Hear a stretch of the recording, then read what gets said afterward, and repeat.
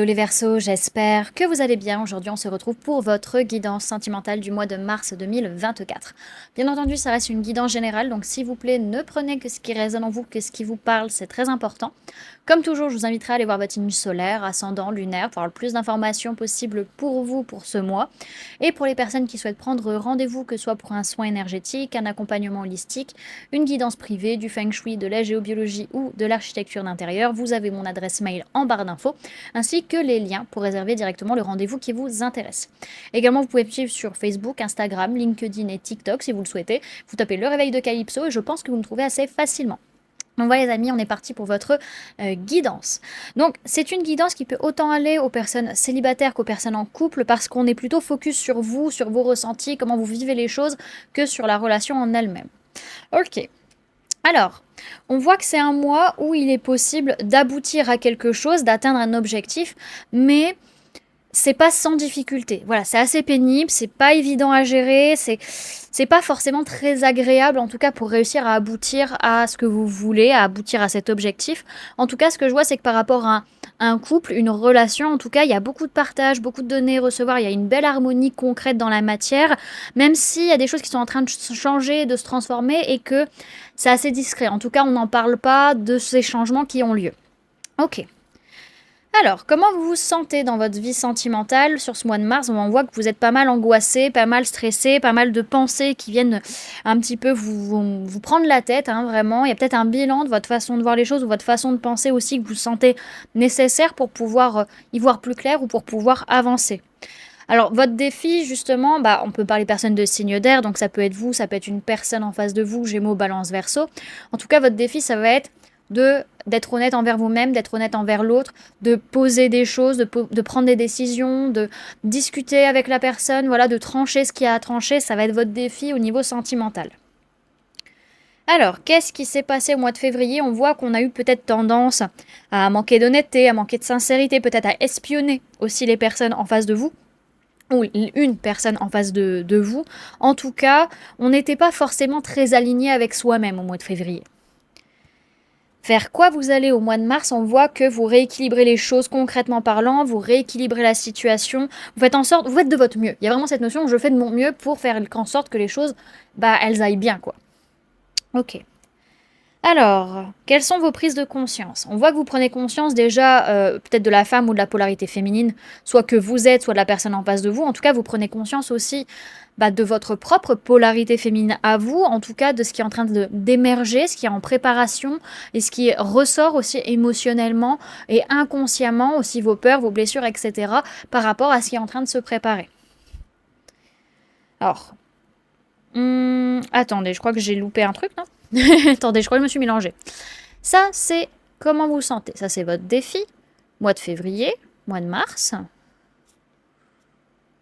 Conscient. Inconscient. Conseil, les personnes. Bon, non, je me suis pas trompée. J'ai cru que je m'étais trompée, mais non.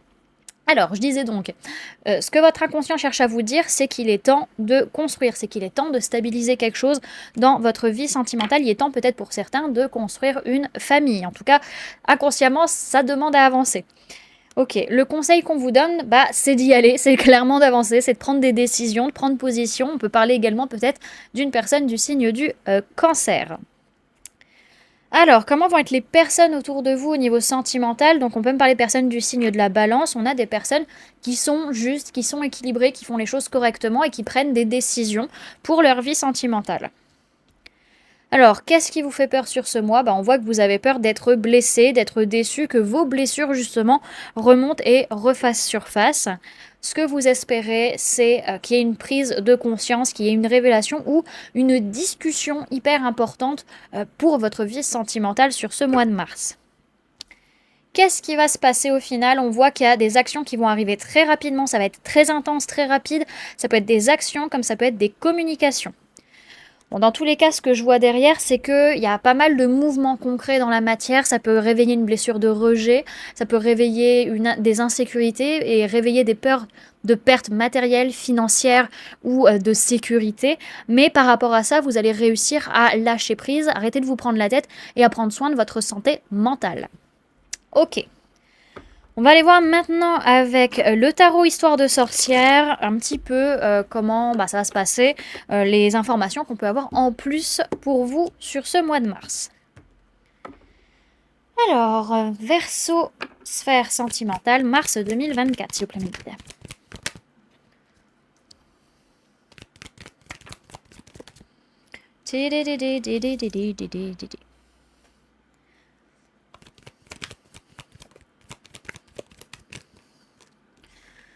Tac, ah mince, elle est partie loin. Attendez, je vais la chercher.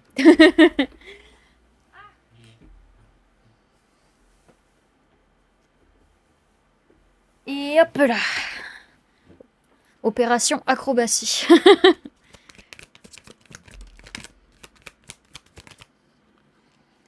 Hop, hop. Et la dernière. Voilà.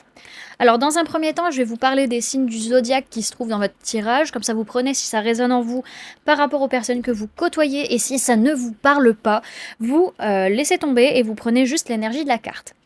Alors, au niveau des signes, on a personne de signe d'air, Gémeaux, Balance, Verseau. Donc, ça peut être vous, ça peut être une personne en face de vous. On a personne du signe du Cancer, on a personne du signe du Poisson. Et on a femme ou polarité féminine, que soit vous la personne en face. Ok. Donc on est sur un mois où au niveau sentimental, on prend du recul, on observe la situation pour voir les choses avec beaucoup plus d'objectivité, pour pouvoir réfléchir et pouvoir dire clairement ce que l'on veut et ce que l'on ne veut pas. Parce que on est accroché à ce qu'on a construit, à ce qu'on a bâti, et on a peur de perdre ça. Pour autant, il va falloir prendre des décisions, il va falloir avancer et il y a beaucoup de choses qui remuent inconsciemment, émotionnellement, par rapport à cette relation et par rapport à la notion de couple.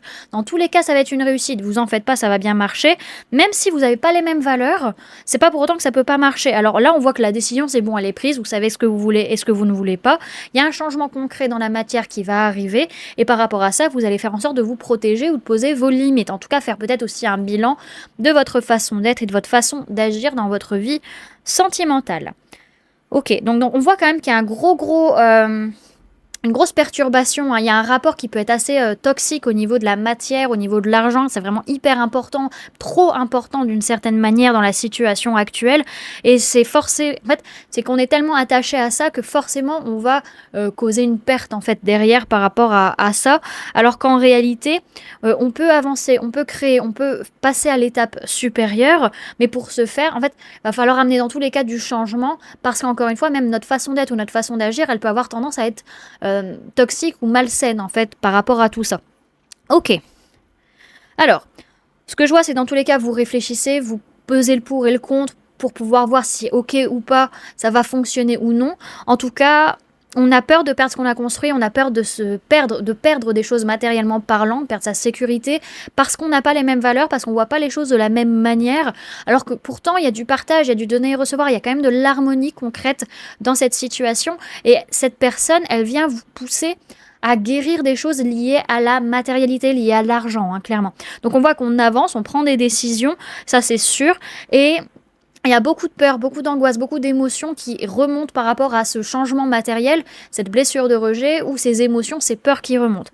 En tout cas, par rapport à cette relation, on a tendance à se protéger, à poser beaucoup de limites et peut-être aussi à avoir besoin de comment dirais-je, d'observer un petit peu, ok, j'agis comment en fait dans cette relation, est-ce que c'est ok ou est-ce que ça l'est pas. Bon, dans tous les cas, par rapport au fait de construire avec la personne, vous êtes beaucoup dans des pensées limitantes, dans des conditionnements sociaux, religieux, professionnels, familiaux, etc. Il ne tient qu'à vous de sortir de cette prison mentale, les amis, hein. Il n'y a que vous qui pouvez le faire, personne d'autre ne peut le faire à votre place, il faut juste avoir le courage d'enlever des œillères. Voilà. Alors, on va aller voir maintenant le message et le conseil avec l'oracle des murmures.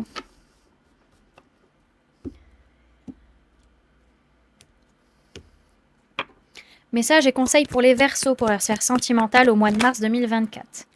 On a la carte de la joie. Alors, ouais, là, pour vous, c'est le moment de partir à l'aventure, de ne pas réfléchir, d'essayer de nouvelles choses, de prendre un nouveau chemin, d'expérimenter et de vivre les choses à l'instant présent, sans se projeter, sans se poser 3 milliards de questions, juste vivre l'instant, en fait. Alors, On vous dit, vous rayonnez de bonheur. Le conseil, c'est accueillir la joie et laissez-la s'exprimer. Cette carte vous invite à ne plus être dans la retenue. Laissez jaillir votre spontanéité. La joie ne se contrôle pas, elle se vit. Carte d'énergie par excellence, elle vient stimuler votre corps et votre esprit. Son pouvoir guérisseur agit en vous et tout autour de vous. Diffusez-le en distribuant vos sourires, semez la joie et elle fleurira. On vous parle de réjouissance, d'effervescence, de bonheur et de rayonnement. Ok. Et on va clôturer avec une carte de la Good Karma Box.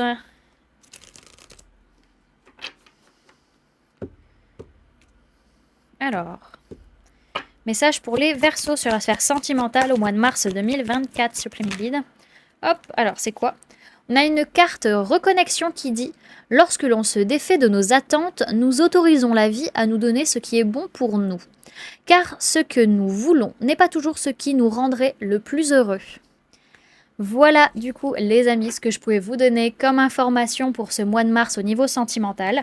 J'espère que cette guidance vous aura plu, vous aura parlé, aura pu vous aider. N'hésitez pas à me dire en commentaire comment ça résonne en vous et comment ça se passe pour vous au niveau sentimental. Pour les personnes qui souhaitent montrer leur soutien à la chaîne et donner un petit coup de pouce, vous pouvez laisser un j'aime, vous pouvez mettre en commentaire... Qu'est-ce que vous pouvez mettre Je savoure l'instant présent, par exemple, voilà, vous pouvez mettre ça en commentaire. Également, vous pouvez partager la vidéo si vous pensez qu'elle peut aider des personnes. Vous pouvez vous abonner si ce n'est pas déjà fait en activant la petite cloche qui se trouve juste à côté pour ne louper aucune sortie de vidéo.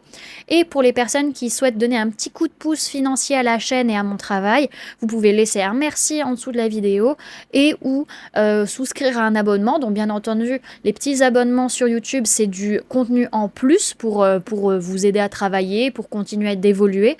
Donc il y a 3 niveaux. Le premier, c'est le niveau Good Day où vous avez tous les jours un message de la journée plus un conseil pour vivre votre journée. Un deuxième, c'est pour travailler vos polarités masculines, féminines et en tant qu'homme ou femme. Et le troisième niveau qui englobe tout le reste, bien entendu, c'est plutôt des lives pour travailler ensemble, donc l'accompagnement holistique en groupe, des lives questions-réponses si vous avez des questions à l'heure actuelle et on y répond directement en live avec les tarots, et puis d'autres lives, voilà. Donc, bien entendu, c'est pas obligatoire, c'est seulement si vous en avez envie, seulement si vous voulez, voilà. Donc, je vous force pas, bien entendu, ça ne change rien au reste du contenu que vous avez gratuitement sur la chaîne. Donc, voilà les amis, merci en tout cas d'avoir cliqué sur cette vidéo, d'être resté jusqu'à la fin avec moi. Je vous fais plein de gros bisous, prenez bien soin de vous, à très bientôt. Bye!